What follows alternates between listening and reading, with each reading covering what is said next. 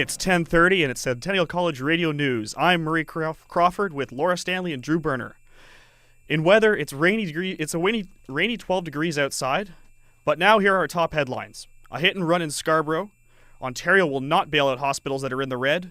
And China will not stop the Olympic torch relay. But first, our top story. Police are looking for a suspect in an early morning hit and run at Warden Avenue and Lawrence Avenue. A stolen van rear-ended another vehicle. The driver of the van then fled the scene on foot and hid in a nearby residential area. He then attempted to take a car from another woman. When that failed, he ran again. He is described as a white male with shoulder-length black greasy hair. He has bad acne and he's wearing a long dark coat.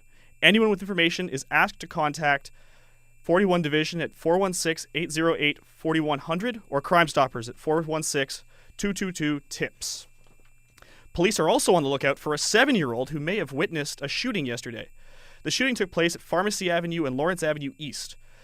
2 men were shot in the altercation, one in the chest and one in the leg. They are both still in hospital. The provincial government said it will not bail out hospitals that are currently running deficits, according to Health Minister George Smitherman. This will mean that hospitals will have to close beds and cut nursing staff in order to make ends meet. The hardest hit are the Ajax, Pickering, and Centenary Health Centre in Toronto. Smitherman has said those jobs will not be lost, but instead relocated to other areas where nurses are needed. Alan Dwayne Schoenborn, who has been named as the lead suspect in the death of his 3 children, was released from custody last week, a decision BC's chief provincial judge is defending. Schoenborn had a bail hearing last week in relation to an incident at his 10-year-old daughter's school. The incident happened between the principal, some students, and Schoenborn. The RCMP asked that he be held without bail, but instead he was released. Teen smoking is at an all-time low. That's according to a new Health Canada survey. While statistics may show that teens are smoking a lot less, according to Scarborough teens, that is not the case. Anisha Hutchinson reports. Health Canada reveals that teen smoking is at its all-time low, with only 15% of teens smoking today. Chinzia Pistrato is a grade 12 student at Pope John Paul II Catholic Secondary School. She's one of many teens who believe today's youth are smoking more. I think probably they think it's a cool thing to do. And, in some cases, it's something to do. Let's say you don't really fit in the cast. And then, you go out for lunch, you're kind of just standing at the front looking like you don't really have anything to do. That's kind of why I started. I didn't have anything to do in between. I was like, okay, smoking, that's all right, that's fine. It's not too bad of a thing to start. And I think, when you see other people doing it, and I think peer pressure, if someone offers it to you, it's very difficult to be like, oh, no, it's okay. Pistrato started smoking in grade 9 and quit just a few months ago. She says that teens are still smoking today and turning to marijuana instead of tobacco. Many teens believe that marijuana is less harmful than cigarettes. Studies show smoking 1 joint of marijuana can be just as harmful as 20 cigarettes. I think that if motivated to do anything, whether it's quit smoking weed or quit smoking cigarettes, you need to, I think, find a personal motivation. You can do things for other people, but in the end, it's what really affects you. If I promised my sister I wouldn't smoke, then I'd still smoke, but I just wouldn't tell my sister because I wouldn't want to disappoint her. She says that most of her friends don't smoke, while many younger students do. As for Pistrato, she has quit smoking and denies replacing cigarettes with marijuana. Anisha Hutchinson reporting for Centennial College Radio News. The Olympic torch relay will continue, according to China. After being dogged by protests for the past 2 runs, China has said they will not stop. While the London protests featured a fire extinguisher and a protester briefly touching the torch, the Paris protests shut the relay down early because security could not handle it. The next stop is San Francisco, which has a large Chinese population. Earlier in the week, protesters put large Free Tibet signs on the Golden Gate Bridge. And that's the latest news. Here's Laura Stanley with sports. Laura? Thanks, Murray, and good morning, everyone. The Toronto Blue Jays are indeed blue this morning. The Jays finished last night's opener at the Rogers Centre with a devastating 9-8 loss to the Oakland Athletics. Oakland managed to score 5 runs in the second inning off Toronto's starting pitcher A.J. Burnett. Toronto's Aaron Hill had 4 hits, including a 2-run homer in the 4th inning. Tied at the top of the 9th with 2 outs, Oakland's Ryan Sweeney made it on base, bringing home Kurt Suzuki for the win. Jays host Oakland again tonight and Thursday night.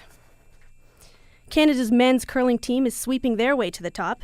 Canada currently stands undefeated in the World Men's Curling Championship in Grand Forks, North Dakota. Canada started off strong in last night's game against Germany, finishing with a score of 9-4. Canada's Kevin Martin scored 3 of those points in the opening and 2 in the third. Canada's game against China is currently underway. The Toronto Maple Leafs have always been known as Toronto's team. They have the most attendance, revenue, and media coverage of all major sports teams in the city. Yet after another losing season, Centennial College Radio begs the question to sports fan, who is your favorite Toronto team? Tyler Edwards reports. This was the sound of the crowd Saturday night at the Air Canada Centre as the Leafs lost 5-2 to the Buffalo Sabres. For the third straight year, the Leafs are destined to miss the postseason, and it seems a matter of time before Toronto fans begin to move on. A survey of 150 Scarborough residents proves that at least the eastern side of the city has begun to turn. My favorite Toronto team is the Toronto Raptors, because the Raptors are the team of the future and the Leafs are the team of the past. That was the comment of Dalipan Jayammohan, who is just one of 39% of Scarboroughians to select the Toronto Raptors as their favorite Toronto team. The Maple Leafs came in a close second with 31% of the vote, while surprisingly, the expansion TFC tied with the Blue Jays in third with 13% of the vote. Soccer, very good. Soccer is my favorite sport, so Toronto Soccer FC would be my favorite team, you know? Certainly, the high levels of multiculturalism in Scarborough can explain the base of support for teams like the Raptors and TFC. There's a preference for more international sports such as basketball and soccer. However, for fans converting from the Leafs to the Raptors, the main reasoning behind this was the team's success. I like the Raptors because they win more than the Leafs. I'm going to have to go with the Raptors because they're the only team that's winning right now. If the Maple Leafs cannot change their losing ways in the near future, it seems that most young fans will inevitably turn over to other rising squads such as the Raptors. Most fans that did vote for the Leafs did so reluctantly, out of shame over this year's squad. In the end, they couldn't give up on their team. However, as die-hard Maple Leaf fans continue to naively dream of the elusive Stanley Cup, the Raptors' fever is on the prowl in Scarborough. Tyler Edwards reporting, Centennial College News. In basketball, the Toronto Raptors have only won 6 of their last 20 games. With 5 games left in the regular season, the Raptors are currently in the 7th spot in the Eastern Conference. The Raptors are set to face the Detroit Pistons in the first round of the playoffs. The Raptors will host Milwaukee in a regular season game tonight at the ACC. In other NBA news, UCLA's Kevin Love and teammate Darren Collison have announced they will make themselves available for the NBA draft. Love has led UCLA in scoring an average of 17 points and 10 rebounds a game. Collison, a junior point guard, has an average of 15 points and 3 assists per game. The players are expected to hire agents, which would make them ineligible to play for UCLA next season. Drew will return with entertainment after this short message. I had the sweats. I was nauseous. I thought it was some kind of flu bug or something I ate. I'm only 38, play golf whenever I can. I cut down on smoking, and I'm not that much overweight. Anyway, the chest pain. It was like someone was standing on my chest. I could hardly catch my breath.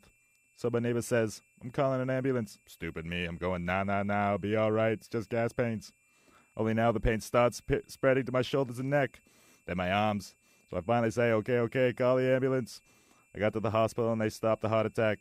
I mean, as fast as it started, this new treatment that dissolves blood clots, here's the real kicker. The treatment is so new that it's not available everywhere. Guess it was my lucky day. Don't depend on a lucky day.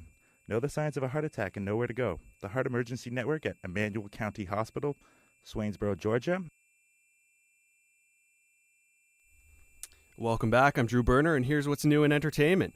Perennial Canadian rocker Bryan Adams announced yesterday that his newest album will only be distributed by Walmart and Sam's Club in the U.S. Adams' record, titled 11, will be released on May 13th in the U.S. His 2004 album Room Service sold only 44,000 copies south of the border.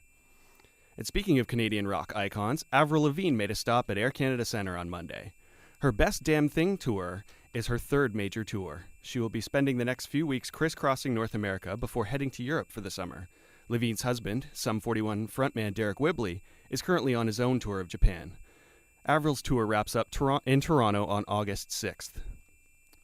Montreal's Just for Laughs Festival will honor Judd Apatow as Comedy Person of the Year. Apatow, who is known for leaving his mark on recent comedy hits like Knocked Up, The 40-Year-Old Virgin, and Superbad, will receive his award during the festival. Montreal hosts Just for Laughs from July 10th to the 20th. Forgetting Sarah Marshall, which Apatow produced, is set for release on April 18th. And from writers, we move to young speakers. Speaking in front of an audience can be nerve-wracking. Competition adds an extra degree of pressure for the speaker. However, a new entrant in the 11th annual Agnes MacPhail Public Speaking Competition, Ji Yuan Sun, kept cool under pressure and spoke about a topic that he thought was important.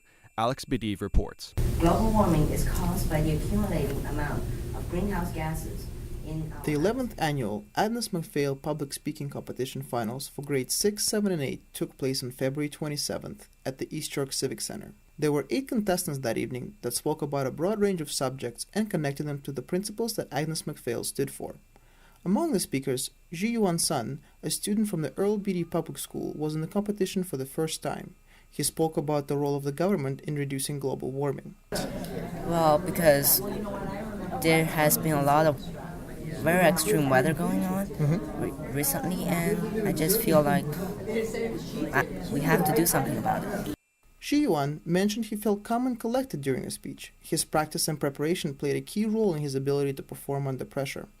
Sherman Lamb, Ji Yuan's teacher, was at the competition to support his student. I'm very proud of them, very, very proud of both of them, and just being here today and hearing all the other students, 12-year-olds, 13-year-olds, making these fantastic speeches, it moves me. I'm sitting here just blown away by just how wonderful all their speeches are. This is Alex Bediv for Centennial College News.